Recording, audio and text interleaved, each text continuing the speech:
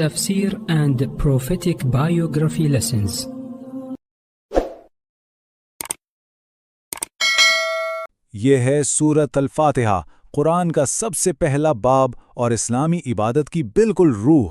لیکن سوال یہ ہے کہ ان چند آیات میں آخر ایسا ہے کیا جو انہیں اتنا اہم بناتا ہے؟ تو چلیے ذرا گہرائی میں اترتے ہیں اور دیکھتے ہیں کہ ان کے ہر لفظ میں کیا کچھ چھپا ہے۔ تو شروعات ہوتی ہے اس آیت سے، تمام تعریفیں اللہ کے لیے ہیں جو تمام جہانوں کا رب ہے۔ یہ صرف ایک جملہ نہیں ہے بلکہ ایک بہت ہی طاقتور اعلان ہے، اور یہی وہ بنیاد ہے جس پر پوری سورت کی عمارت کھڑی ہے۔ تو سب سے پہلے اسی پہلی آیت کو کھول کر دیکھتے ہیں۔ اس میں کچھ ایسے بنیادی تصورات ہیں جن کو سمجھنا بہت بہت ضروری ہے۔ سب سے پہلے بات کرتے ہیں الحمد کی۔ یہ صرف شکریہ ادا کرنا نہیں ہے۔ دیکھیں، شکر ہم کسی نعمت کے بدلے میں ادا کرتے ہیں، لیکن الحمد اس سے کہیں زیادہ گہری چیز ہے۔ یہ کسی کی ذات کی خوبصورتی اور اس کے کمال پر کی جانے والی تعریف ہے، چاہے ہمیں اس سے کوئی فائدہ ملا ہو یا نہ ملا ہو۔ ذرا سوچیں، جیسے کوئی کسی شاندار پہاڑ کو دیکھ کر تعریف کرتا ہے، وہ تعریف الحمد کے بہت قریب۔ اچھا، اب آتے ہیں لفظ اللہ پر۔ یہ خدا کے لیے کوئی عام سا لفظ جیسے گاڈ یا دیوتا نہیں ہے۔ یہ اس ایک ہستی کا ذاتی نام ہے جو عبادت کے لائق ہے، اور یہ نام اتنا خاص ہے کہ تاریخ میں کبھی کسی اور نے اپنے لیے اسے استعمال نہیں کیا۔ پھر آتا ہے لفظ رب۔ اکثر لوگ اس کا ترجمہ مالک کر دیتے ہیں، لیکن یہ پوری بات نہیں ہے۔ رب وہ ہے جو صرف مالک نہ ہو بلکہ جو پالے بھی، سہارا بھی دے اور ہر لمحہ رہنمائی بھی کرے۔ یہ ایک بہت ہی گہرے اور خیال رکھنے والے رشتے کو ظاہر کرتا ہے۔ اور آخر میں ہے العالمین۔ اس کا مطلب کیا ہے؟ یہ صرف ہماری زمین یا انسانوں کی دنیا نہیں ہے۔ نہیں، یہاں تمام جہانوں کی بات ہو رہی ہے۔ وہ جہان جو ہم جانتے ہیں اور وہ بھی جن کا ہمیں کوئی علم نہیں۔ فرشتوں کی دنیا سے لے کر سمندر کی گہرائیوں میں چھپی مخلوقات تک سب کچھ اس میں شامل ہے۔ تو یہ تعریف کسی ایک دنیا کی نہیں بلکہ پوری کائنات کے رب کے لیے ہے۔ تو جب اللہ کی طاقت اور اس کی وسعت کا اندازہ ہوتا ہے تو سورت ہمیں فوراً اس کی دو اور صفات سے ملواتی ہے، ایک اس کی رحمت اور دوسرا اس کا اختیار۔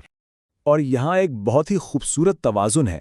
جب کوئی تمام جہانوں کے رب کا تصور کرتا ہے تو دل میں ایک ہیبت سی طاری ہو سکتی ہے، لیکن قرآن فوراً اس ہیبت کو اپنی رحمت سے ڈھانپ لیتا ہے۔ یہ ہمیں سکھاتا ہے کہ خدا سے ہمارا تعلق صرف ڈر کا نہیں بلکہ امید اور محبت کا بھی ہے۔ تو رحمت کی یہ دو جہتیں کیا ہیں؟ الرحمن اس کی وہ وسیع رحمت ہے جو سب کے لیے ہے، بالکل سورج کی روشنی کی طرح، جو ہر ایک پر پڑتی ہے چاہے وہ اچھا ہو یا برا۔ جبکہ الرحیم اس کی وہ خاص اور مستقل رحمت ہے جو صرف ان کے لیے ہے جو اس پر ایمان لاتے ہیں، جیسے ایک ماں کی خاص محبت اپنے بچے کے لیے ہوتی ہے۔ لیکن رحمت کا یہ مطلب ہرگز نہیں کہ انصاف نہیں ہوگا۔ یہ آیت ہمیں یاد دلاتی ہے کہ وہ یوم دین یعنی فیصلے کے دن کا بھی مالک ہے۔ ایک دن آئے گا جب ہر عمل کا حساب لیا جائے گا، اور اس دن حتمی اختیار صرف اور صرف اسی کے پاس ہوگا۔ یہ آیت ہمیں اپنی زندگی کے بارے میں ذمہ دار بناتی ہے۔ اور اب سورت میں ایک ڈرامائی موڑ آتا ہے۔ اب تک بات اللہ کے بارے میں ہو رہی تھی، یعنی تھرڈ پرسن میں، لیکن اب دعا کرنے والا براہ راست اللہ سے بات کرنا شروع کر دیتا ہے، یعنی سیکنڈ پرسن میں۔ یہی وہ آیت ہے جسے سورۃ الفاتحہ کا دل بھی کہا جاتا ہے۔ ہم صرف تیری ہی عبادت کرتے ہیں اور صرف تجھ سے ہی مدد مانگتے ہیں۔ یہ ایک عہد ہے، ایک اعلان کہ ہماری بندگی اور ہماری امیدیں دونوں صرف اور صرف ایک ہی ذات سے جڑی ہیں۔ یہ خدا کے ساتھ ایک بہت ذاتی، ایک بہت گہری گفتگو ہے۔ لیکن یہاں ایک بڑا دلچسپ سوال پیدا ہوتا ہے۔ دعا تو ایک شخص کر رہا ہے، تو پھر میں کی جگہ ہم کیوں کہا گیا؟ ہم تیری عبادت کرتے ہیں کہنے میں ایسی کیا خاص بات ہے؟ اس کی وجہ بہت خوبصورت ہے۔ ہم کا لفظ استعمال کرنا دراصل عاجزی کا اظہار ہے۔ یہ کہنے جیسا ہے کہ اے اللہ، میں اکیلا تو اس لائق نہیں کہ تیرے سامنے کھڑا ہو سکوں، اس لیے میں خود کو تمام ایمان والوں کی صف میں شامل کر کے حاضر ہوا ہوں۔ یہ ہمیں ایک دوسرے سے جوڑتا ہے اور ایک کمیونٹی ہونے کا احساس دلاتا ہے۔ تو جب ہم یہ عہد کر لیتے ہیں کہ عبادت صرف اللہ کی کریں گے اور مدد بھی صرف اسی سے مانگیں گے، تو سب سے پہلی اور سب سے اہم چیز کیا مانگنی چاہیے؟ سورت ہمیں بتاتی ہے ہدایت۔ تو یہ صراط مستقیم یعنی سیدھا راستہ آخر ہے کیا؟ یہ کوئی عام سڑک نہیں بلکہ زندگی گزارنے کا ایک مکمل طریقہ ہے۔ یہ وہ متوازن راستہ ہے جو ہر قسم کی انتہا پسندی سے پاک ہے، نہ بہت زیادہ سختی اور نہ ہی بہت زیادہ نرمی۔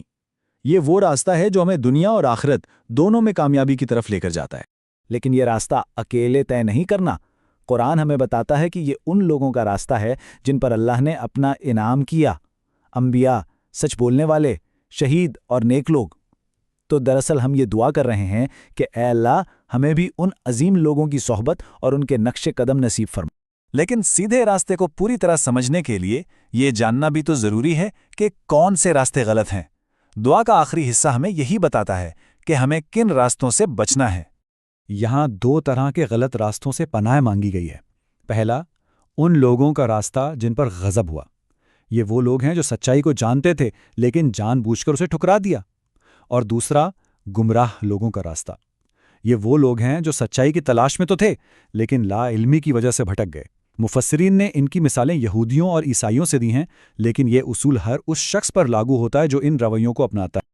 تو آخر میں دعا صرف یہ نہیں بتاتی کہ ہمیں کہاں جانا ہے، بلکہ یہ بھی واضح کرتی ہے کہ ہمیں کہاں نہیں جانا، اور یہی چیز ہدایت کی اس دعا کو مکمل کرتی ہے، کیونکہ منزل تک پہنچنے کے لیے نہ صرف صحیح راستے کا علم بلکہ غلط راستوں سے بچنا بھی اتنا ہی ضروری ہے۔ تو سورہ الفاتحہ صرف ایک دعا نہیں ہے، یہ زندگی گزارنے کا ایک پورا نقشہ ہے۔ یہ ہمیں بتاتی ہے کہ ہمارا خدا کون ہے، اس سے ہمارا رشتہ کیسا ہونا چاہیے، اور ہماری سب سے بڑی ضرورت کیا ہے۔ یہ ہمیں راستہ دکھاتی ہے، لیکن دن کے آخر میں اصل سوال یہ ہے کہ اس نقشے کو ہاتھ میں لے کر اس پر پہلا قدم کون اٹھائے گا۔